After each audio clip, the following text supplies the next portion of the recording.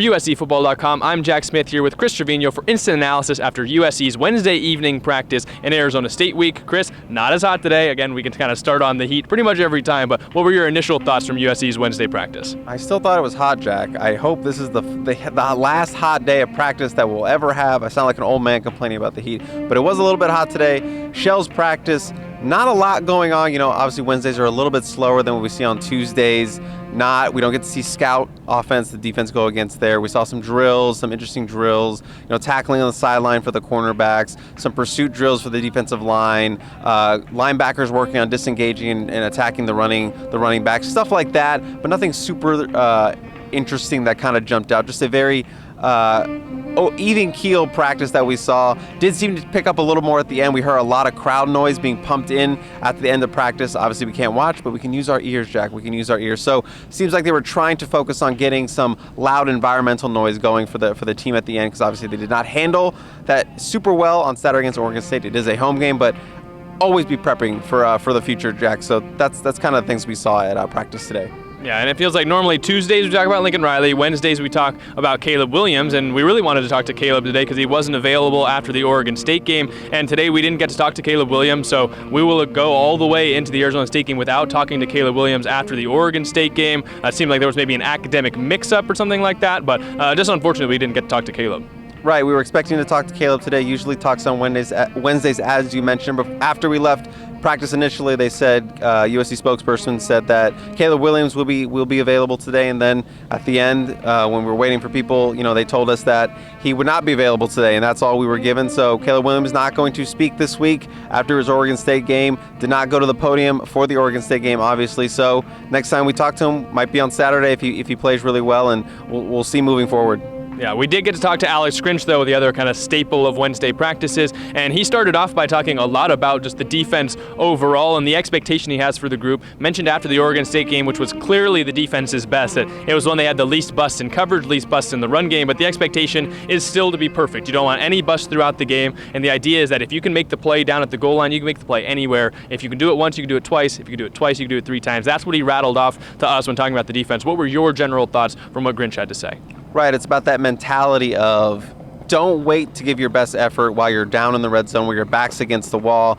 Alex Grinch, is happy with the plays that they have been making in the red zone and taking the ball away from an offense and ruining their positions right till they get to the end. But he wants to see that mental fortitude, that toughness that comes out in the red zone when their back's against the wall.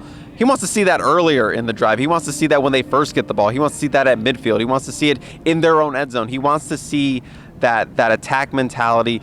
He doesn't want the defense to kind of find another level when their back's on the wall. He wants that level to be the standard when they first get the ball early in the drive. That's what he's kind of preaching. And he makes a good point. You want the team to grow in that aspect, but they played really, really well on Saturday, Jack, and they impressed a lot of people. And you're right, they didn't have as many busts, but the goal is to not have any busts moving forward. And that's kind of the standard that Alex Grinch wants for this defense. It was a little bit ugly at times on Saturday, and he said, we're not out to win beauty contests. We're here to win football games, and they're doing that, and they did that on Saturday. Yeah, and I think another big piece is he says that even though they want to be perfect, he still did acknowledge the fact that this was USC's best defensive game, the one that they had the least busts, and he says if the percentage is going up every game, that's at least a good sign, and clearly the defense had been playing better pretty much every week, and this game was clearly they won the game for USC, so clearly a big point for Grinch in the defense. He was specifically asked, though, about Korey Foreman, who saw 0 snaps against Oregon State, asked why he didn't see the field, and Grinch pretty much blatantly just said, practice, just practice. He was asked to clarify further, and he just said that that's the expectation, is if you're not giving it all in practice, if you're not sticking out on the practice field, you're not going to get time in the game. What were your thoughts about what he said about Korey Foreman? 0 snaps for 0, and obviously Korey Foreman is a big talking point this week after he did suit up, he did travel, but did not get a single snap, as you said. And we've mentioned this previous times on Tunnel Visions and podcasts, and it's about practice, and we've said this multiple times, as I just said, that what you do in practice for this staff and on Mondays, Tuesday, Wednesdays, Thursdays, and walkthrough, that's what earns you your right to play on Saturdays. They want to make practice so hard and for you to excel in practice that when you're out there on Saturday, you're not even thinking about it. So it's easy. The games are easy, and obviously Korey Foreman needs to step it up in practice. That's essentially what Grinch said. And someone asked specifically what he needs to do in practice, but Grinch, well, he wasn't going to throw Korey under the bus in that nature and kind of point out all these specific things. He kind of just said in general, a general line for everybody that's the standard for everyone, that you have to make plays in practice. You have to be putting in that effort in practice. So when we start seeing or start hearing about Korey Foreman, putting that effort and seeing that intensity that they're looking for in practice, that's when we'll see him more consistently on the field. So until then, we're going to have to wait. I think it's been clear this entire time this coaching staff isn't going to play favorites. They're not going to put a guy out there just because, people think he should be out there. And, sometimes that might be disappointing for fans, but also it's what led to Solomon Byrd getting on the field, becoming one of the impact players for the Trojans. So I think it's clear they're not budging in their coaching style. Korey's going to have to earn his way onto the field. One guy who's really earned his way onto the field into the hearts of all Trojan fans is Eric Gentry. We got to talk to Eric, but then also Coach Alex Grinch mentioned a lot of things about Eric today. What did you think about his perspective? It's pretty much Eric Gentry week because he is, as you know, or if you're not familiar, he did transfer from Arizona State, so he will be facing off against his old teammates, his old school, obviously friends still on that team, friends with the coaching staff that are still there. So a lot of, these connections for Eric Gentry, but as I expected, Eric Gentry was not making a big deal out of it at all. He almost didn't talk today. They had to corral him back onto the field because he knew it was coming. He knew everyone wanted to talk to him about Arizona State, but he was asked, the emotions about playing his old team. He just was like, just another football game. And that's what I expect. Eric Gentry is pretty even-keeled. He's a fiery guy on the field, and we see it in practice. We see it on game days. I see him going up and down the field talking to players and getting everyone hyped. His leadership is tremendous, but very even-keeled when he's talking to the media. Very chill, very laid back. Doesn't say too much, just says exactly what he wants to say, and that's what he wanted to say. It's just another football game to him, and I believe him. I don't believe he's putting any special emphasis on this. You're going to look across the sideline and see old teammates. You might have different emotions, but for the most part, I believe he's treating this just like it would be any other game. If it were Utah, if it were Colorado, whatever, just another game for him. And there are connections. People were asking about him as old teammates, old coaches, the interim coach Sean Aguano, I believe I said that correctly, but he, good friends with him. He said he's still good friends with everyone on that coaching staff. And a lot of people were just talking about his journey to the West Coast. Obviously, he was a 3-star prospect out of Philly, and how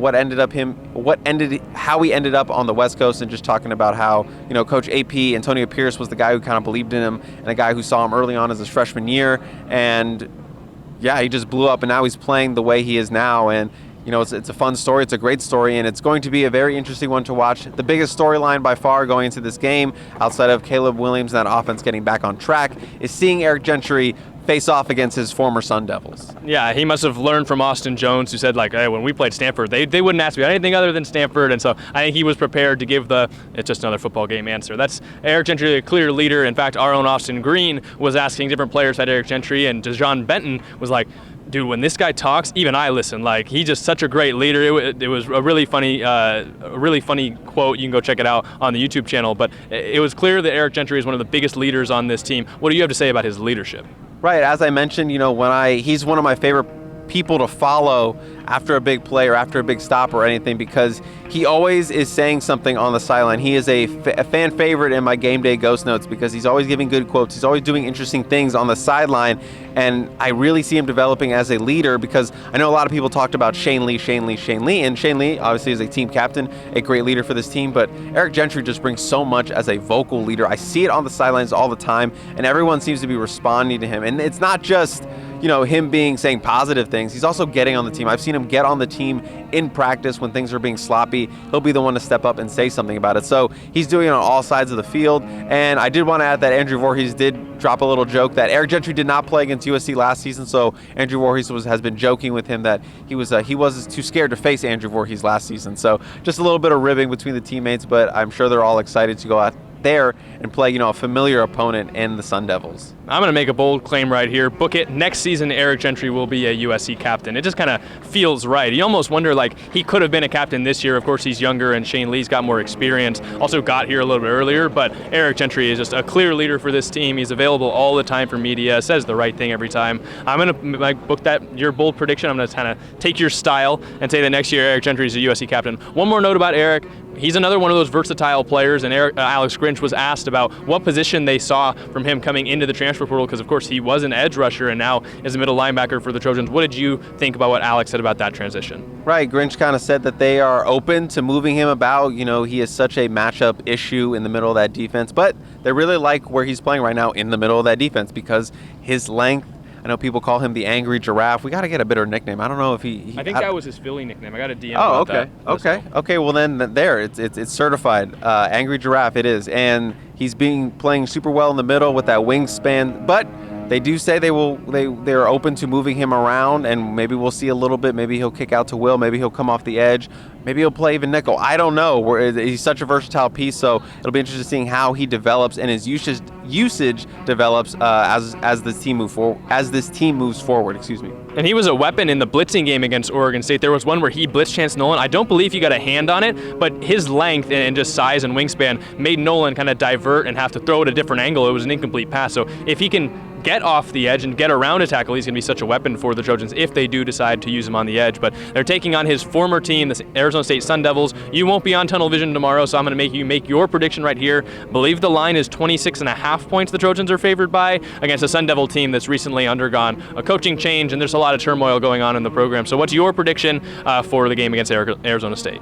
I don't think it's shocking to say that Arizona State is not very good, Jack. They are obviously going through turmoil with the head coaching firing midseason, similar to what USC went through last year, but they also have the cloud of NCAA sanctions going on. They have all these things going on, and they're not very good on the football field, and they've on a 3-game losing streak. This is their 4th ranked team that they played in 3 weeks, and next week they're going to play another ranked team in Washington. So just a brutal schedule for them. They're not very good, but everyone was so complimentary of them during practice. No one's going to outright say they're not very good, but they have athletes. They can be multiple. Emory Jones won some games at Florida at an SEC. He's a big quarterback. He's mobile. So they have some things that you like. They have a really talented running back.